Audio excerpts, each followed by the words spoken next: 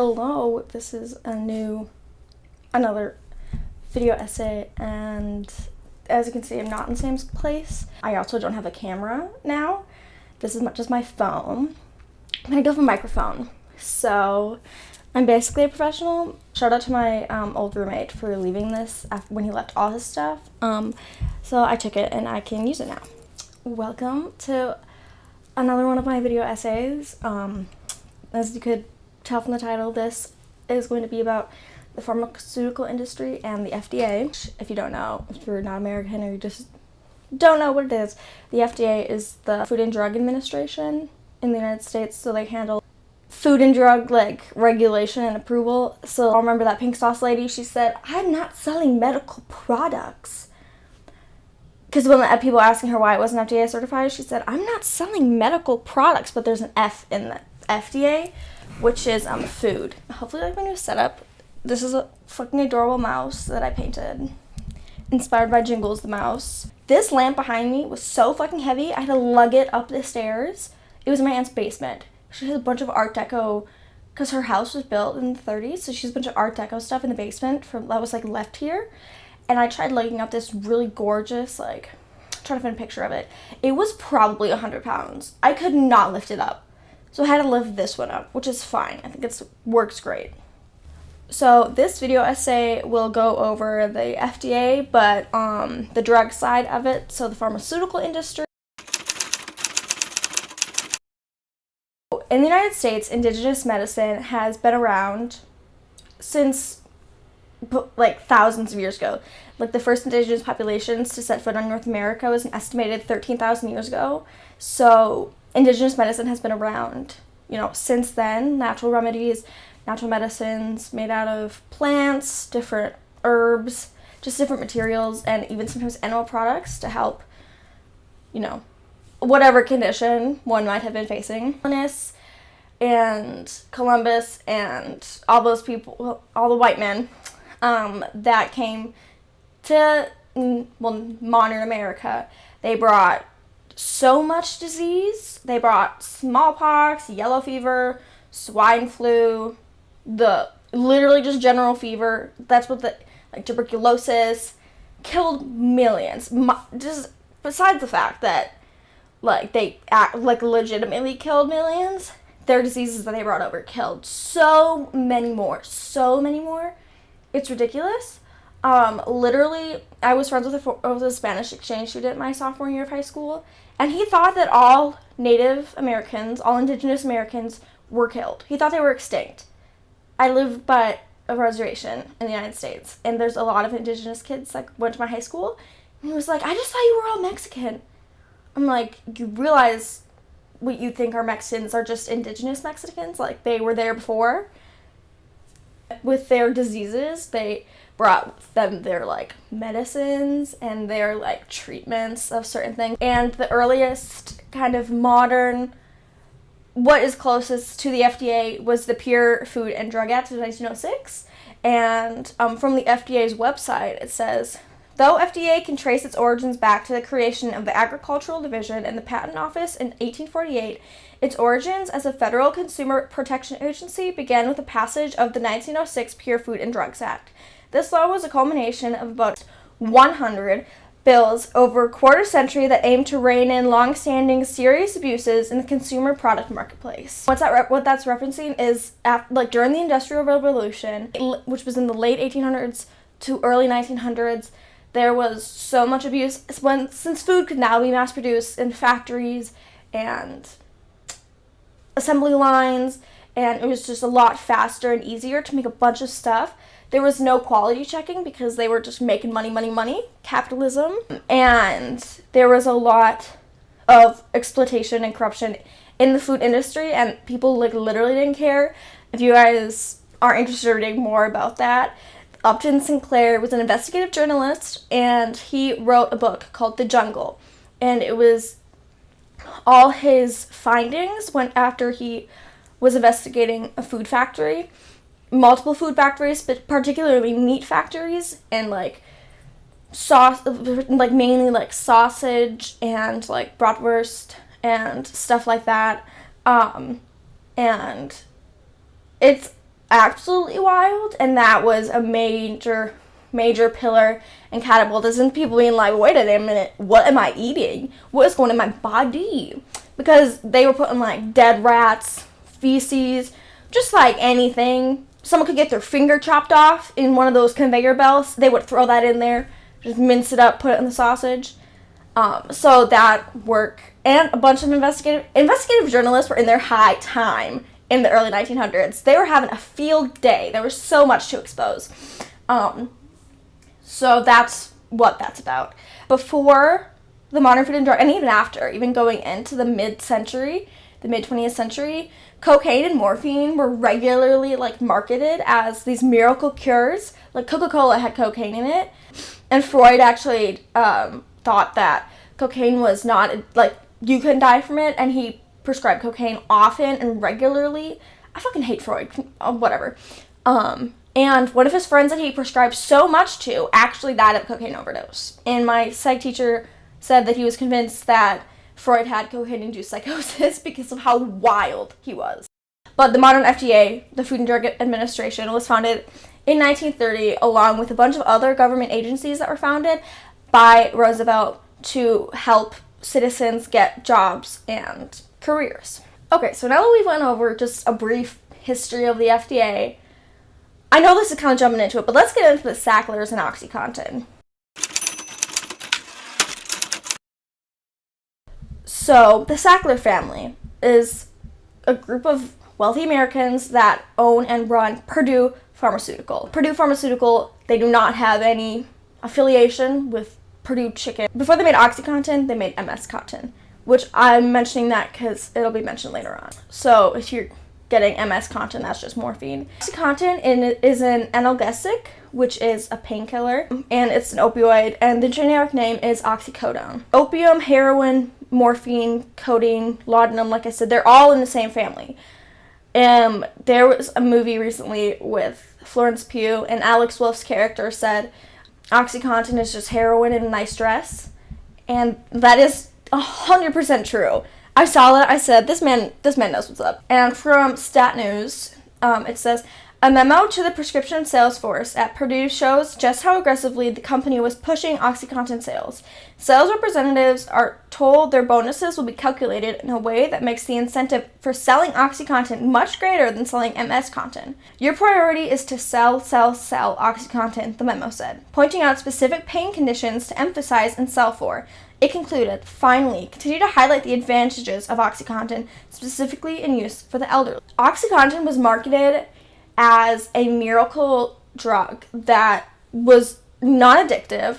They used this chart that was like, see, the delayed release of it is like, you can't get addicted because it doesn't release enough at a time. But later on, it was discovered these documents were actually, they weren't fake, but they had stretched like the numbers unevenly, so it made it look, it was actually a very small portion of the evidence, and they only showed that. So technically it wasn't lying, but it was doctored, and to make it so it would get approved.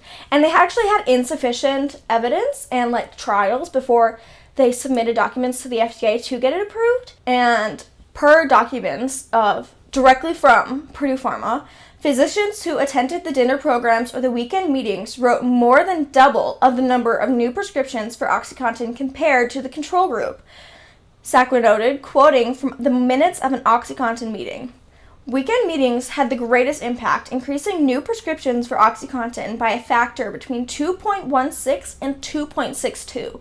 That's over 200%. 200%. That is more than 200% increase in OxyContin prescriptions because of the incentives these people were getting. This isn't like working at fucking McDonald's. When I worked at McDonald's, like, you could do shit and you could get, like, free cards for meals. This is, like, it's like that, but to an extent where you're ruining people's lives, but you're getting money for it. So it's fine, in their mind. And Hulu actually released a limited series called Dope Sick in 2021, and this actually has a connection. When I got my wisdom teeth out, I was incapacitated. It was horrible. I had 4 impacted teeth. I only got 3 of them out, though. Like, they were really bad. It was a really invasive surgery, and my oral surgeon literally said, quote, I had to dig really deep. He had to dig, like, into my sinus cavity to get one of my teeth out. Besides the point. But I was watching this show when I got my wisdom teeth out. Heartbreaking. It was totally insane. Like, I already knew so much about it, the pharmaceutical industry, but this just emphasized Sackler family predominantly, and the whole show is about OxyContin, and specifically its impact in Appalachia, because they concentrated in areas where there was high counts of mining, because miners get lots of injuries, and they often, when they get injuries, they're in pain, so then this was very easy to market and prescribe to people in pain, because that's what it was meant for. And since it was so great at relieving pain because it's fucking heroin, people became addicted really fast, and the highest addiction rates are still in Appalachia today. Even 30 years later, they're still extremely high and very concentrated in Appalachia. Nationwide crisis, but like, it's absolutely, and because they were saying it's not addictive, and then people were getting addicted, and then they started making higher concentrated pills, because people taking a 60 mil couldn't, like, they were still in pain after taking it, so they needed more and more and more. And dope sick is the feeling you get when you are going through withdrawal from, like, the medication. OxyContin was first released to the public in the early to mid 90s, and they had such rigorous sales techniques. Doctors were writing so many prescriptions because they were told it was not addictive, and if they raised their concerns, like, hey, this is oxycodone, this is an opiate, this is kind of high. Actually, y'all know, okay, y'all have been to the hospital, and they show you that chart. It's like, put your pain 1 to 10, and you choose whatever you want. That is because of OxyContin. The Sacklers made that scale, because they said, if someone has a 1 pain, give them 20 mil of OxyContin. If they're at 10, give them 200. Like, that was what that scale was meant for in the beginning. Now they use it generally, but that's what it was for, specifically for OxyContin, because they were giving it so heavily, and it was this miracle thing, and they would push it on people. And that's actually part of the show. This lawyer gets his cancer removed. He gets a surgery, and they are going to start him on, like, a heavy amount of OxyContin, and he's looking into OxyContin. He's investigating it. And he's like, no, just give me ibuprofen. And they're like, it's fine, it's not addictive. And he said, give me 1,600 ibuprofen now. Because he refused to take it because he knew how addictive it was. And even though doctors and the company were seeing addiction rates grow, they were saying it was the user's fault, and that was just an anomaly in the, spectrum of users of the drug. And in the beginning, it was marketed as being safer than ibuprofen, which is unreal, and it was hailed as a miracle drug, because they're like, you can't get addicted. The time release bullshit on my ass, bitch. That is the biggest lie I have ever heard in my life. Time release? Are you kidding? You can literally crush it up and snort it instantly. And guess what? People figured that out in like 5 seconds. Like, instantly. People figured it out, because people have been doing that with pills forever. So they just said that, like, no, they're already drug addicts. Like, that's not. Excuse me? Okay. In a quote from the US DHHS, from a report in 2001, that said, OxyContin is also known as the pharmaceutical heroin, as it gives heroin-like euphoria. You want to know why that is? Because it's in the same family. It is made out of poppy, which is opium. There's a reason, drugs in one family have very similar, if not identical, effects to each other, because they're made out of the same root drug. In a report from 2005, since OxyContin was so available and it was so easy to get, it made it popular with people who were actually in pain, and it also made it very popular for people who weren't in pain and were using it to get high, since OxyContin at the time was cheaper than heroin. Like, it was so cheap. Like, it was free most of the time. Like, it was because insurance would cover it. or it was just very, very, very cheap because they were pumping out so many. It was so mass produced. It's like the $1 bill. It was the equivalent of the $1 bill. There's so many of it, so it's valued so low. That was what OxyContin was like at that time. And because of this low price, OxyContin was recognized and called poor man's heroin. And it became known as hillbilly heroin, Oxy, which if you hear that all the time, if people are like, I'm on Oxys, that's what that is. OC or OxyContin, like COTTON. And it went quickly, very quickly, from being called like a miracle drug to becoming the most highly abused drug and prescription pill in the United States. And, fun fact, they couldn't sell it in Germany because Germany had drug laws and they required more documentation and, testing to be done before they would accept the drug to be sold and prescribed in the country. And they were like, no, we gotta get it in Germany. We gotta get it in Germany. And Germany wouldn't let them. And they said, fuck Germany, man. Screw that. And then they couldn't get it in Germany. And I think it's still not sold in Germany because it's so addictive. Out of all the OxyContin being sold around the world, over 50% of it was in the United States. There's like 127 countries in this world. That says a lot. It's a Schedule II drug, which means that it poses a threat in regards to addiction potential. And still, at this time, the company was like, no. If you take it the right way, you can't get addicted. Not true. False. And people who were prescribed the drug for legitimate pain quickly became addicted and couldn't get, enough, because that's what happens when you're addicted to something. And they would crush and inject it, and also would snort the drug as a powder, which would erase the quick release coating on the top, and they would just get an instant high. And that was all from the same 2005 report. And today, even though availability of OxyContin is stricter, many are still addicted. OxyContin led and still leads to other opioid addictions because since it has now become more controlled by the FDA, people who became addicted because of legitimate medical use had to turn to the streets to get other opiates like heroin, codeine, and fentanyl. Those are all the same family. They give the same effect. And get this, Curtis Wright, a director at the FDA that was a major force in approving OxyContin, later became a high-ranking employee at Purdue with a 6-figure salary a year later. And that's from a book called Empire of Pain, The Secret History of the Sackler Dynasty. Read it. The Sacklers, I went to D.C.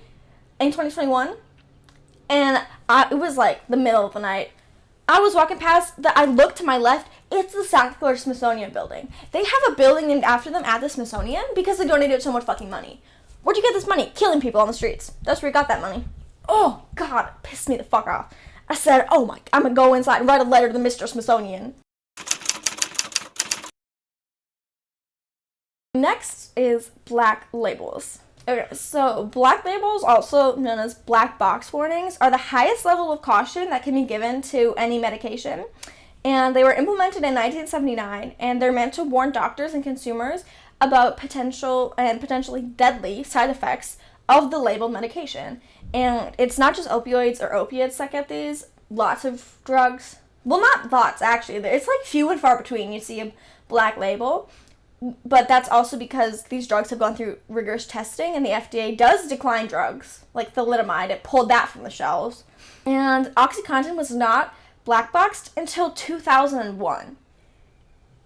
2001, it was not black boxed until 2001. And it was only after, heavy evidence was given that they had submitted, doctored evidence, and they had insufficient testing, and they were exploiting these patients and doctors, and they knowingly misinformed doctors and consumers about the high addiction rates by literally talking out of their ass and saying, no, it's not addictive. I have a personal story to go with black labels. When I was 12, I had a brain infection, and I had to be in the hospital, and they gave me, fucking morphine.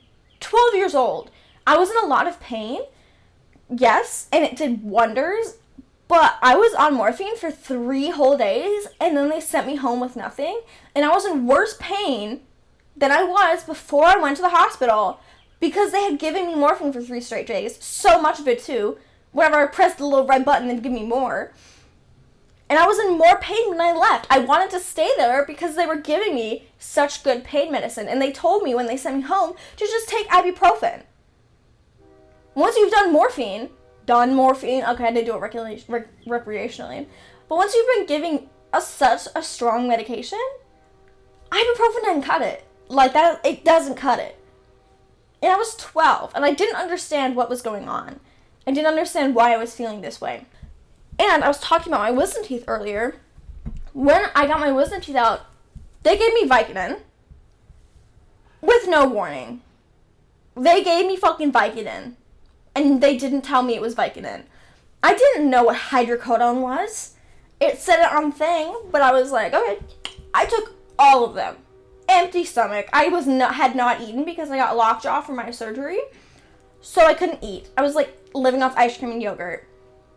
And I took all my Vicodin in like 2 days because I didn't know what it was. It said acetaminophen on it, so I was like, what's hydrocodone and acetaminophen? There's Vicodin. And I went back to school after 3 days. I was in so much pain I couldn't talk. And my law professor, who was also the psych social teacher, who like, we had a whole unit on drugs, was like, what'd they give you for pain? And I said, hydrocodone. He said, that's Vicodin. You'll get addicted to that. I said, and then, like, 2 days after that, I went to the oral surgeon because I had lockjaw and I couldn't fucking eat. And he was like, yeah, don't take the hydrocodone. I had already taken it all in, like, 2 days, and there was no warning on it. But, yeah, that is absolutely insane. And this is residual from the 90s because of the opioid epidemic. Like, they were giving them so much, and they were just giving, like, candy. They said, okay, here you go, candy. Just chewed them like Skittles, Mike and Ike's. I said, I was 17. 17-year-old me, I said, I just took so much Vicodin, I didn't even know. I pulled a Brett Favre, but I didn't know it. Sorry, Brett, love you.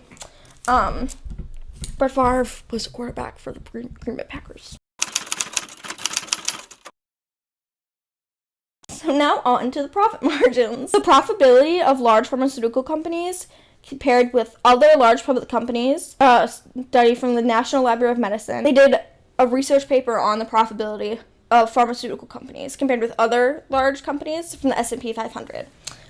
And they've said from 2000 to 2018, 35 large pharmaceutical companies reported cumulative revenue of $11.5 trillion, gross profit of $8.6 trillion, EBITDA of $3.7 trillion, and net income of $1.9 trillion. In bivariable regression models, the median annual profit margins of pharmaceutical companies were significantly greater than those of S&P 500 companies, with a gross profit margin of 76.5% to a 37.4%.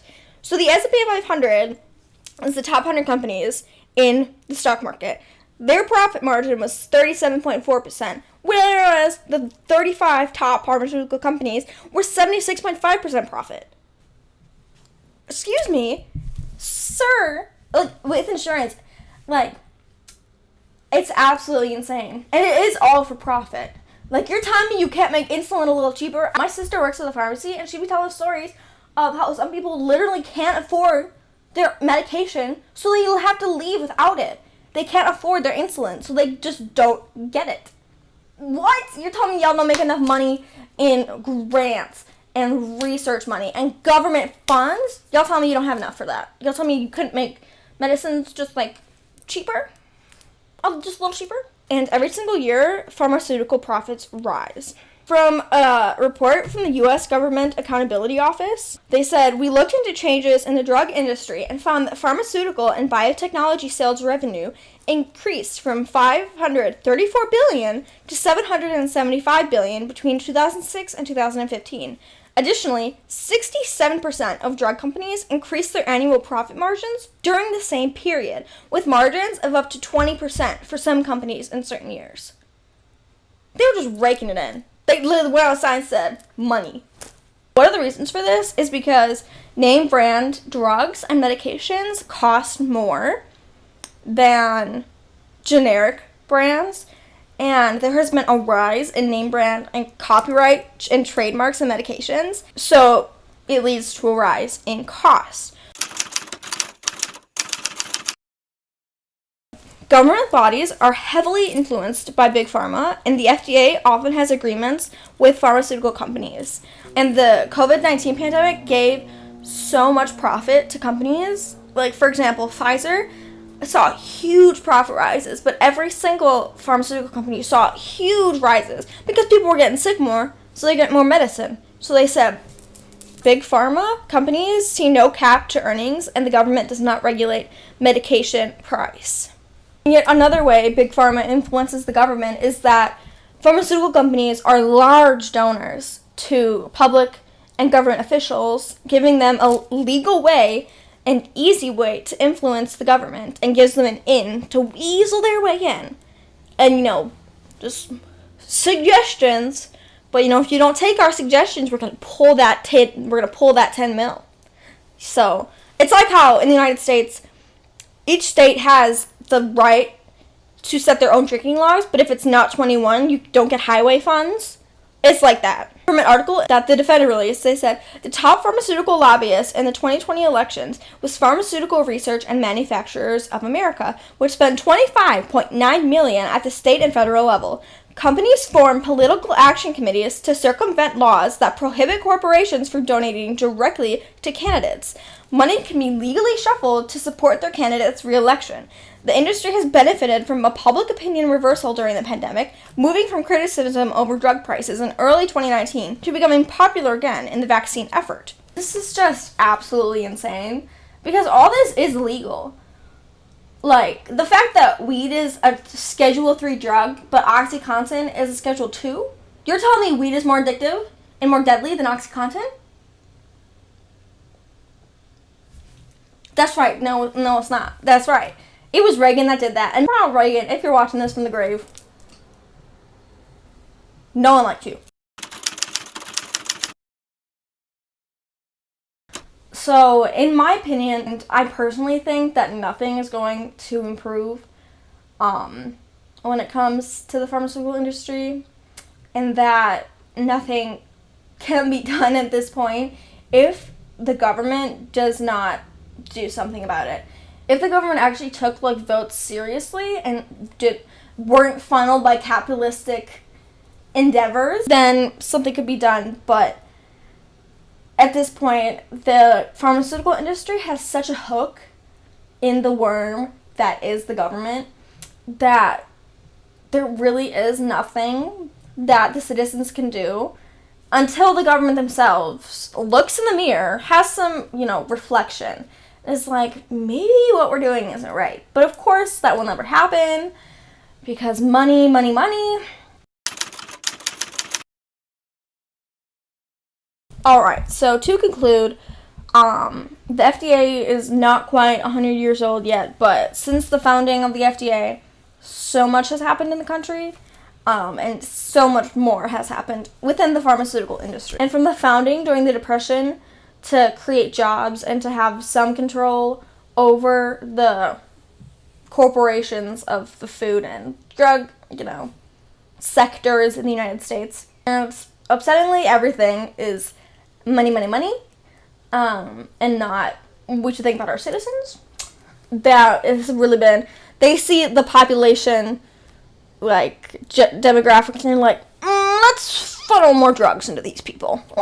We can milk them for all they're worth. And we just sit here and accept it because there's nothing we can do. I thought I had an ear infection when I was in school, and it got better. I didn't have to go to the doctor, but I literally called my grandma and I was like, I think I have an ear infection, but I can't afford to go to the doctor and get antibiotics. I literally cannot afford it. So I'm just going to hope it gets better. And it did, but it would have gotten better faster if I got medication for it, but I couldn't afford it because the pharmaceutical prices are so out of control. And people are still getting addicted at a hugely fast rate, but there's such a stigma over addiction. And if you're addicted to something, you're seen as a weak person. If you were given codeine at the hospital, and you were in the hospital for months for a spinal injury or something, and you got addicted and dependent to it, while you're in the hospital, and when you get let out, you have nothing because, you know, you're better, but you are still dependent on that medication. You turn to the streets to find something, but you're seen as weak and, like, morally corrupt if you do that, even though it was the people you trusted at the hospital while you were in pain that got you addicted, but they are not watching over you anymore, so you have no right to use that to ease your pain. Okay, so that is the end of this video essay.